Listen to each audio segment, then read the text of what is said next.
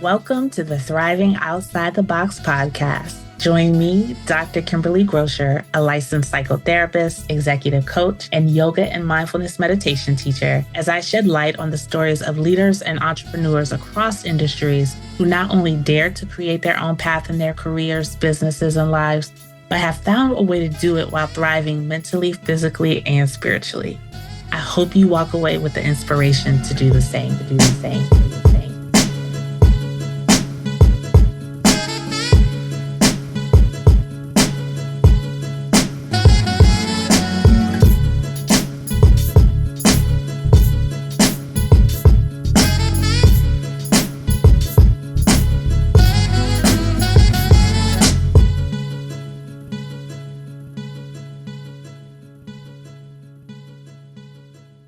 Hey everyone, and welcome back to another episode of Thriving Outside the Box. I'm your host, Dr. Kimberly Grocher. I'm a psychotherapist and executive coach, and your guide to designing a path, whatever that means for you, that actually works for you. I'm so glad you're here. Today's episode is a solo episode, and it maybe has a little different feel than some of my other solo episodes, but I wanted to talk to you about conversations that count. Or before you say a word, how to have conversations that count. So this is based on an Instagram video I did maybe 2 or 3 years ago that then I was asked to do a keynote on for the Business Council of Westchester's Women Council 2 years ago. So I thought it might be nice to include it here because I'm noticing that communication is really a big issue in our relationships, in our communities, in our world, right? And it's a skill that I think people talk about a lot is very important, but I don't think a lot of people actually understand how to communicate. And there are many different tips and tools and I statements and things like that that are floating around and that are taught that definitely have a place. But I wanted to present this from a different perspective for you to consider. So before we get started, I want to ask you to do something. As you listen, I want you to be on the lookout for just one thing you can put into practice in the next 24 hours. So we're not talking about a list. We're not talking about a plan. One thing, note it, that's it. And we'll come back to that at the end. Today, I would like to get personal and practical because here's what I know from years of sitting with people in therapy, in coaching, in classrooms, in retreats, in relationships, both as a participant and as a facilitator or leader. Most communication breakdowns don't actually happen in the conversation. They happen before it and how we prepare or don't. In the story we've already told ourselves before we open our mouths, and the outcome we've already decided on before the other person says a word. We already know what we want. We know what we're expecting to hear. We know what we want to get, and we're leading with that, right? And oftentimes we're not listening. Listening is a lost art, but part of being in conversation is really being able to hear.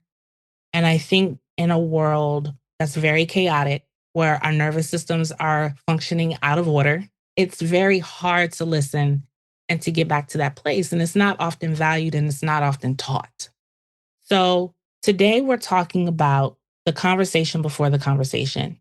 And I'm giving you a framework rooted in both therapeutic practice and real world leadership for having conversations that actually count. So a quick note before we dive in. Again, like I said, this approach is a little different from a lot of communication advice. We're not starting with scripts or formulas. Today, we're going deeper because how you show up in a conversation goes beyond your words. It's about how you connect, and that starts from the inside out. So the first thing I want you to consider is preparing. If you have a conversation that needs to be had in mind, whether it's at work, whether it's with a loved one or a colleague or a friend, let's start with how you prepare. And I mean real preparation. Not rehearsing what you're going to say, which happens a lot of time if you struggle with anxiety, whether chronically or in this particular situation. But I mean getting clear on what's actually going on before you say anything at all. The first thing I want to invite you to do is to identify the real issue, not the symptom, the issue. Here's an example. So let's say you're frustrated that a certain person doesn't respond to your emails and what you think is a timely manner, right?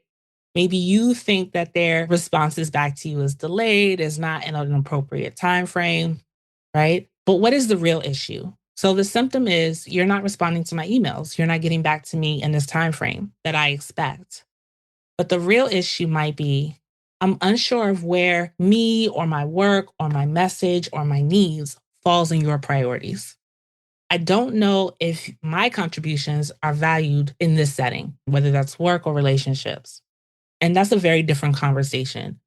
You can go in talking about these emails, but if the real issue is that I don't think what I bring to the table is being valued or prioritized, then you're still not going to have the conversation you need to have, right? And so the emails may start to come in a little sooner, they may not, right? But you're still left thinking about does my contribution matter? Am I a priority? Next, you want to think about your outcome. So, again, being very honest with yourself. What do you actually want to happen as a result of this conversation? And how are you going to cope if that outcome doesn't happen? This is the truth. You cannot control the other person's response. And I find that a lot of times we get caught up on finding the perfect words, the perfect scenario, and it's kind of like, what are those magic buttons, words, whatever that I need to say or press to get what I want out of this conversation? And that's a setup for you, and that's a setup for the other person in the conversation. You can only control how you show up. You can only control what you communicate. Knowing your outcome and your coping plan means you walk in grounded and not communicating from a place of desperation. So ask yourself, is this a conversation that's about processing, about exploring something together? Is there something that actually needs to change? Or do I just need to be heard? This answer helps you decide how you enter the conversation. Third, before you enter. So put yourself in the other person's shoes for a moment. Do they even know there's an issue that you want to talk about? How might they be seeing the situation? What's their experience of it? And also be honest with yourself about the power dynamics at play, because that really does matter in communication as well. Are you talking to a boss, a peer, someone who reports to you? Are you talking to your partner? Are you talking to a childhood friend? Are you talking to your parent? Right? The context matters and it shapes how you frame what you're bringing up. And finally, schedule the conversation. This sounds very simple, but it actually is very profound. You don't want to be having important conversations when you're rushed, when you're depleted, when you're caught off guard. Give yourself and the other person the gift of being present as much as you can. Sometimes we can't plan, right? It's a type of situation or conversation that maybe can't necessarily be planned. But in the cases when it can be, really thinking about a time where both of you, or if there's more of you, right? If it's a group, a family, a team, thinking about when all of you can be present. Devices off, notification silenced, really being present. So for this second part, we're moving into the actual conversation. This goes back to being present, right? Being fully present and being aware of the energy you're bringing. How are you showing up right now? Are you hungry? Are you tired? Are you lonely? Are you angry? Are you frustrated from something else entirely, right? Or are you calm? Are you neutral? Are you in a pretty grounded or present place as much as possible? The energy that you walk in with sets the tone before you say a single word. People may not always have the words for other people's energy, but you feel it and you pick up on it and you respond to that. So even before you open your mouth, you're bringing a certain energy. And can you be aware of what that is? If you need a moment to ground yourself first, take it. And I'll talk to you in a few moments about how to actually do that if that's not something you're aware of or that you have a practice for. So, and it's also a great tool that even when you can't fully prepare, it's something that you can activate in the moment.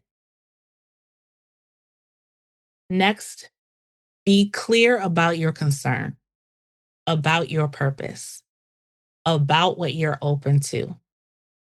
Clarity is such a gift to the other person. It tells them that you've done the work, you've thought this through, you have a certain level of confidence about what you're bringing to the conversation, maybe what you need from the conversation.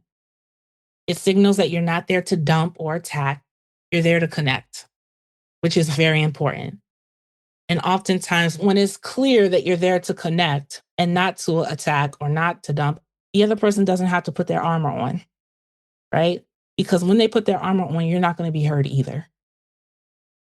Third, and this is the one I want to spend the most time on, and I mentioned it earlier, listen. Give space and time for the other person to talk. And when they do, actually hear them. I can't tell you how many conversations I've seen, whether it's been in a couples therapy session or it's been on a street corner, where I witness two people talking and both people are talking at the same time and they're cutting each other off, right? And it doesn't even have to be like a conflict situation, right? But there's no space for the other person to talk and for someone else to listen, right? It's a lot of talk, a lot of talk. Nobody's listening. You're cutting each other off. You're going over each other. And I'm always curious when it's not like a session, like what is that actually accomplishing? Like, did you actually feel heard? Did you actually get what you needed out of the conversation? Did it actually make sense? Is this something that's going to come up later and somebody says, I told you, and you're like, no, you didn't. No, maybe they did tell you, but you just weren't listening because you were so busy talking. But anyway, so again, thinking about giving space and time for the other person to talk and actually listening, demonstrating empathy. And I think this piece about empathy is really important, no matter what certain groups say these days about empathy. But anyway, um, empathy is important because it's a form of acknowledgement. The most important and powerful thing you can do in any conversation is make the other person feel seen, heard, and understood. And that doesn't mean that you agree with them.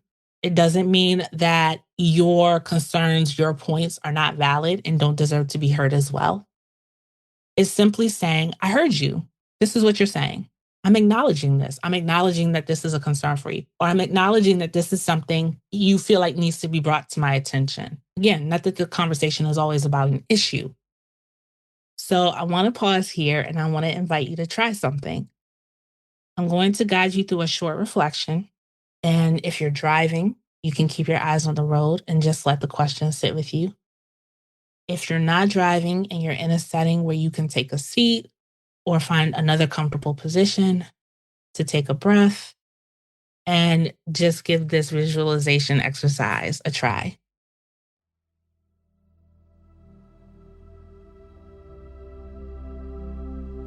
So I want you to start with taking a nice deep breath in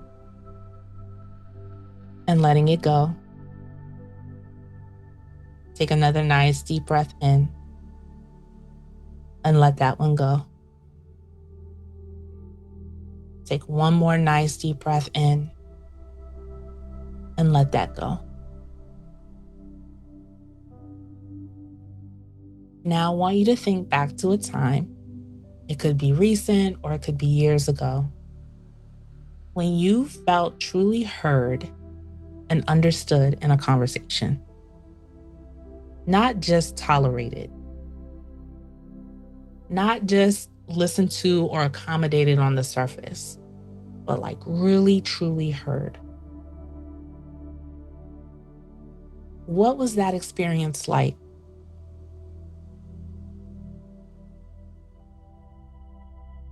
What did the other person do or not do that made you feel that way? What was happening in your body that let you know you felt heard, you felt seen? And what did that feel like to be seen, to be heard?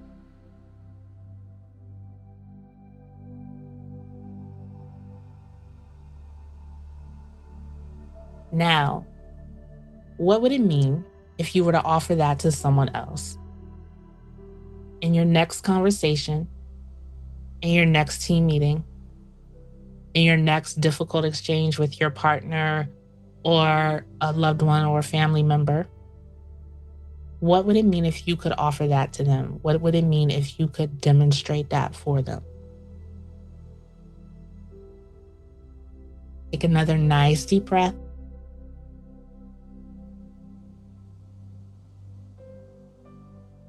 and come back.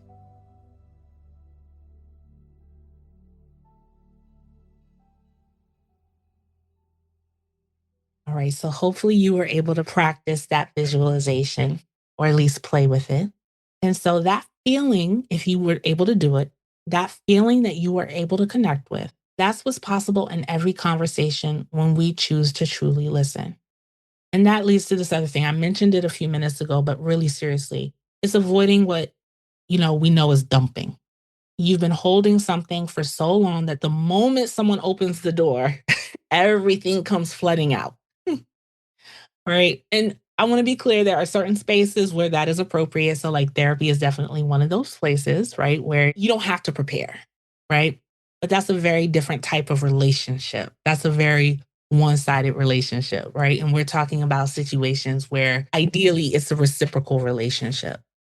So, in those places, clarity, space, and listening are your protection against the dump. And also reminding yourself that you can't control the other person's response. You can only control how you show up.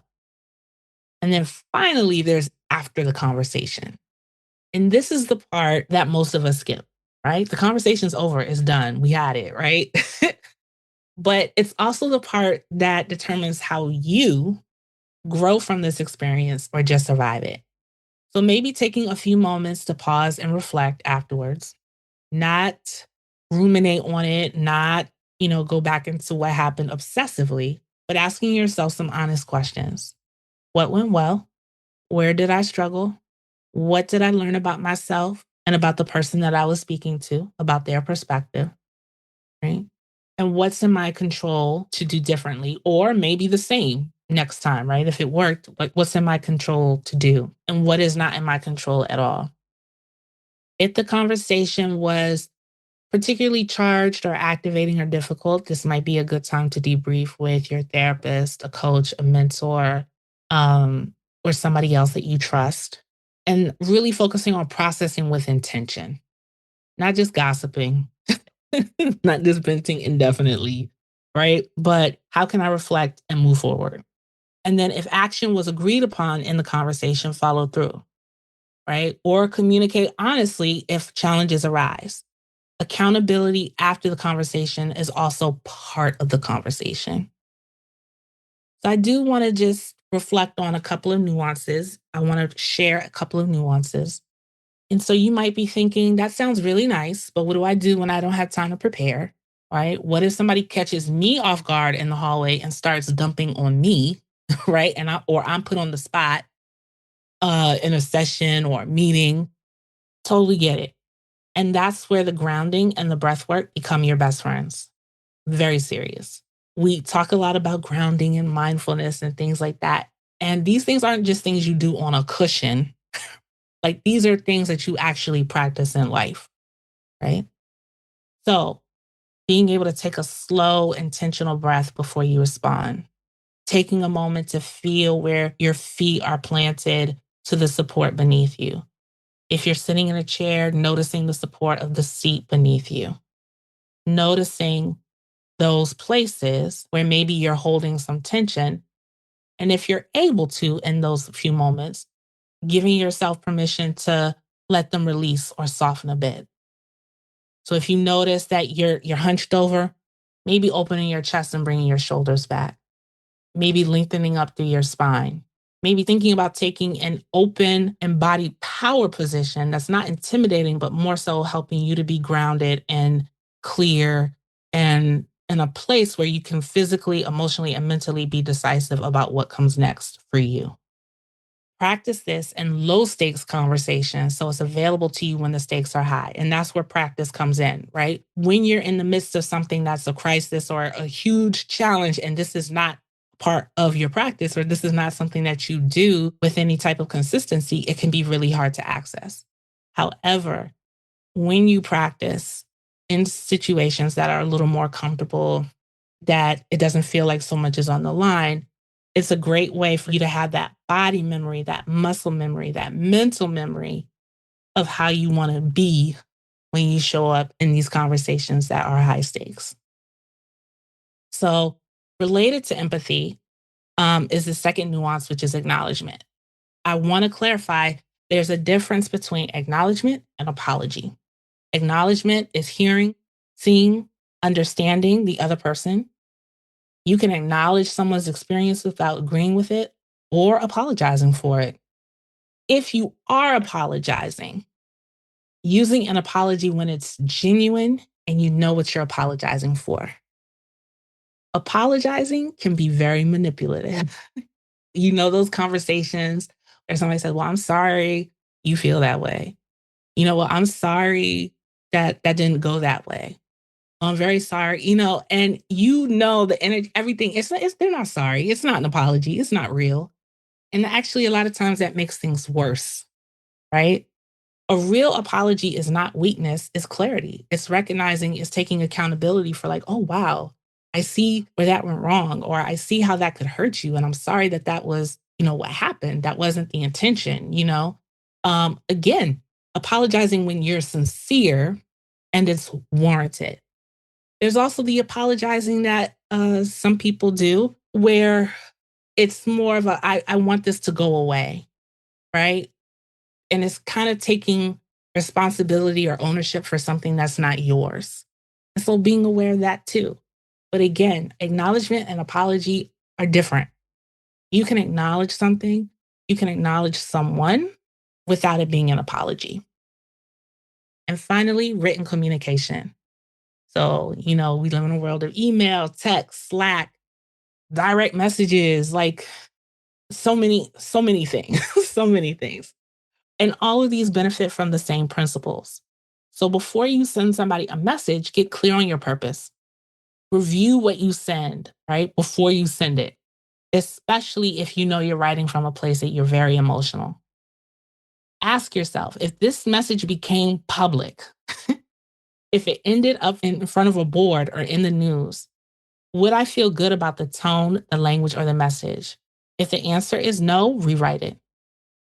In certain professional situations that I'm in, I always think about that. If this were to be shared with somebody else, with the public, with a board, with whatever, and they said, this is what Dr. Kim said, right? This is her email. What do I want to convey? And sometimes, it's not warm and fuzzy and friendly, like maybe how people think coaches or therapists or professors should be, right? But what you can't say is that it's rude. You can't say that it's off topic, right? So is it always about the warm and fuzzy? No, and it doesn't have to be. But understanding that warm and fuzzy doesn't always mean rude, confrontational, nasty, and vice versa. It's possible to communicate clearly through written messages that are appropriate to the context and the setting. Again, review before you send, especially if you're coming from an emotional place. There's a way to be real and honest and use discernment about your words. And sometimes, and I think this is really important, and maybe one day when I speak about this again, I might lead with this, but sometimes the most powerful communication choice is to recognize that having a conversation is not the answer right now. Maybe it's not appropriate to have these conversations. Some situations need time, space, or a different kind of support entirely. And it's okay to know that. Some conversations, some communication doesn't need to happen at all. And it's okay to discern that and decide that. All right. So as we bring this to a close, remember when we started that one thing I asked you to do was to be on the lookout for something that you could practice or bring into your next 24 hours. So I hope something surfaced for you today. Maybe it's scheduling a conversation that you've been avoiding. Maybe it's taking a breath before your next difficult exchange. Maybe it's getting real and honest with yourself about what the real issue is before you walk into a conversation. Whatever it is, write it down and give it a try in the next 24 hours. So, just to wrap up what we covered today. So, we talked about preparing for conversation. We talked about how to show up when it's time for the conversation. And we also talked about reflecting, debriefing, and follow through after the conversation. And we gave some attention to those nuances of, grounding and breathing and kind of taking care of yourself so that you can be present for the conversation, especially when you're not able to prep. It's not something that you can do beforehand. We talked about acknowledging without it being a performance, the difference between acknowledgement and apology, and also writing with intention, written communication with attention. So, yes, these are communication skills, but these are also relational skills. As I was sharing them with you, I was thinking a lot about couples therapy. I've been teaching a course on couples therapy at Columbia to second year MSW students, right? And so a lot of what we are talking about and they're learning about is communication and partnerships. So they're relational skills. They're skills that you can use with your loved ones. They're leadership skills, right? A good, strong, effective leader has good communication skills, and they're always working on them and developing them and enhancing them. It's really important as you are navigating whatever this path is in your life. At some point, you're interacting with other people and you need to communicate, and being able to do so effectively is priceless. And at the core, it's about showing up as your whole intentional self in the moments that matter most. If this episode resonated with you, please stay connected. You can follow me on Instagram at Dr. Kim B. Grocher. You can find me on LinkedIn.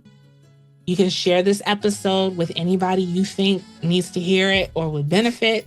And if you haven't already, please subscribe so that you are on top of when these episodes are dropping. So until the next time, keep thriving, and I'll see you soon.